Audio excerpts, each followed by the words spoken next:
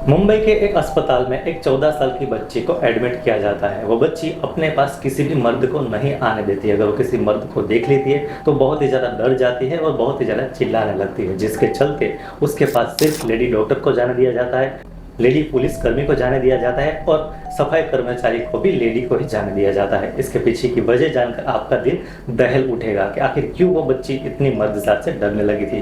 दरअसल कुल 12 लोगों ने मिलकर उसके साथ बहुत ही ज़्यादा दरिंदगी की थी। तो क्या थी पूरी घटना, जानेंगे हम आज की इस वीडियो में आगे बढ़े उससे पहले अगर आप हमारे चैनल पर नए हैं तो रिक्वेस्ट है चैनल को सब्सक्राइब जरूर से करें, ताकि जब भी हमारे पे न्यू आए उसका नोटिफिकेशन आपको मिलता रहे। साथ ही इस वीडियो में दी गई जानकारी अगर आपको अच्छी लगे तो वीडियो को लाइक भी जरूर से करें। चलिए आज की वीडियो को शुरू करते हैं।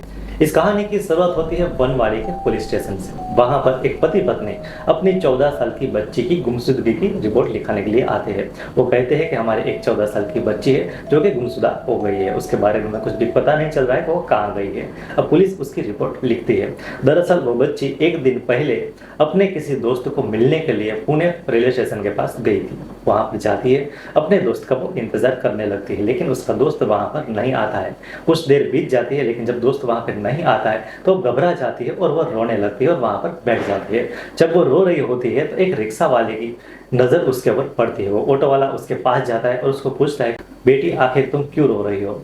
जब बच्ची अपने बारे में बताती है, वो कहती है कि मैं यहाँ पर अपने दोस्त से मिलने के लिए आई थी, लेकिन वो अभी तक आया नहीं है, जिसके चलते मुझे अब डर लग रहा है, इसीलिए मैं रो रही हूँ। जब ऑटो रिक्शा वालों को इस बात का पता चलता है कि ये लड़की मासूम बच्ची है और यहाँ पर ये अकेली है और अपने घर से दूर है, तो उसकी नीयत बिगड़ जाती है। वो थोड़ी देर वहाँ पर रुकता है और फिर वहाँ से चला जाता है। कुछ देर के बाद, जैसे 10 से 15 मिनट बीतने के बाद, वो फिर से वापस वहीं पर आता है। वो बच्ची अभी भी यहीं पर थी और रो रही थी। वहाँ पर आने के बाद उसको कहता है कि आखिर तुम यहाँ पर कब तक बैठी रहोगी, मैं तुम्हें तुम्हारे घर तक पहुंचा दूंगा, वरना यहाँ पर अगर बैठी रहोगे तो हो सकता है तुम्हारे साथ कुछ गलत हो जाएगा। वो ऑटो रिक्शा वाले के ऊपर ट्रस्ट दिखाती है और ऑटो रिक्शा के अंदर बैठ जाते हैं। बैठने के बाद अब ऑटो रिक्शा वाला आगे चलने लगता है। थोड़ी देर आगे चलने के बाद बच्ची जो रो रही थी उसको पानी ऑफर करता है। वो पानी बच्ची ले लेती है और थोड़ा पानी वो पी लेती है। उसके बाद वो आराम से वहाँ पे अंदर बैठी रहती है।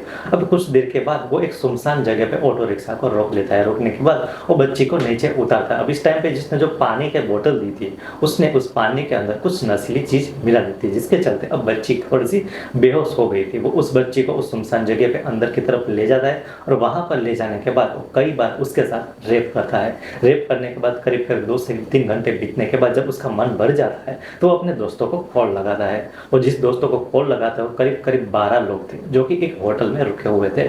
उस होटल का पता मांगता है और इस बच्ची को फिर से उस ऑटो रिक्शा में बैठाने के बाद उस होटल में लेके जाता है, जहाँ पर उस रूम के अंदर 12 लोग बैठे हुए थे। उस बच्ची को उस 12 लोगों के पास लेके जाते हैं। उस रूम के अंदर ले जाने के बाद वो 12 के 12 लोग इन बच्ची के ऊपर टूट पड़ते हैं।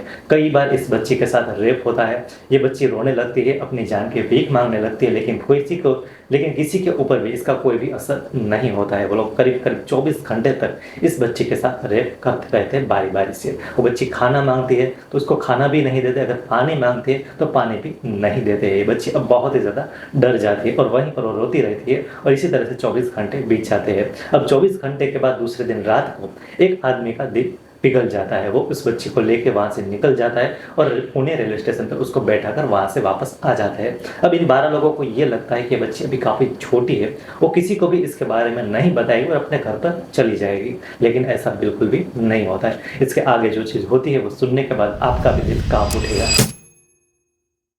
दरअसल जिस बच्ची के साथ पिछले 24 घंटे से रेप हो रहा था, वो बच्ची जो रेलवे स्टेशन पे बैठी हुई थी, वहीं पर 2 रेलवे कर्मचारी की नज़र पड़ती है इस बच्ची के ऊपर। इस बच्ची के ऊपर जब उन 2 कर्मचारी की नज़र पड़ती है, वो लोग भी इस बच्ची के पास जाते हैं और उसको उठाकर एक रूम के अंदर ले जाते हैं। इस बच्ची को खबर पूछने के बाद बजाय वो लोग इसके ऊपर फिर से वही काम करते हैं जो काम उन 12 लोगों ने इससे पहले किया था। वो भी वही दरिंदगी दिखाते हैं और बार बार इस बच्ची के साथ फिर से 24 घंटे तक रेप करते रहते हैं। 24 घंटे के बाद फिर से वो लोग उस बच्ची को डराकर धमकाकर एक ट्रेन के अंदर बैठा देते हैं। वैसे वो ट्रेन चंडीगढ़ की तरफ जा रही थी।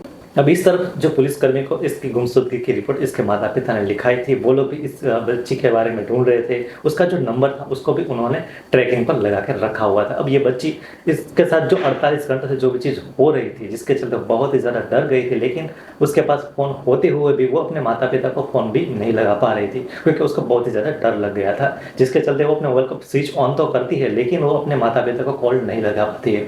जब इसका फ़ोन स्विच ऑन होता है तो क्योंकि पुलिस ने यहाँ पर उसके नंबर को ट्रैकिंग पर लगा के रखा था, जिसके चलते पुलिस को पता चल जाता है कि वो बच्ची कहाँ पर है। वो एक ट्रेन के अंदर जा रही थी, इस चीज़ के बारे में पुलिस को पता चलता है।